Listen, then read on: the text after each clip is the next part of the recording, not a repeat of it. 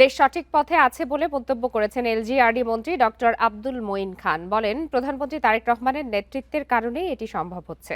বিকালে নরসিংদীর পলাশে ঈদে মিলাদুন্নবীর আলোচনা অনুষ্ঠানে এসব কথা বলেন তিনি।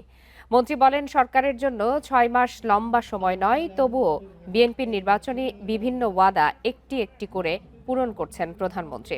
এসব কাজ ইসলামের আদর্শকেই প্রতিষ্ঠিত করছে। আলোচনা সভায় অংশ নেয়ার আগে মঈন খান তার বাবা সাবেক খাদ্যমন্ত্রী মোমেন খানের কবরে ফুল দিয়ে শ্রদ্ধা জানান। এছাড়া উপজেলা মাল্টিপারপাস অডিটোরিয়ামে নির্বাচনী এলাকার গুরুত্বপূর্ণ ব্যক্তিদের সঙ্গে শুভেচ্ছা বিনিময় করেন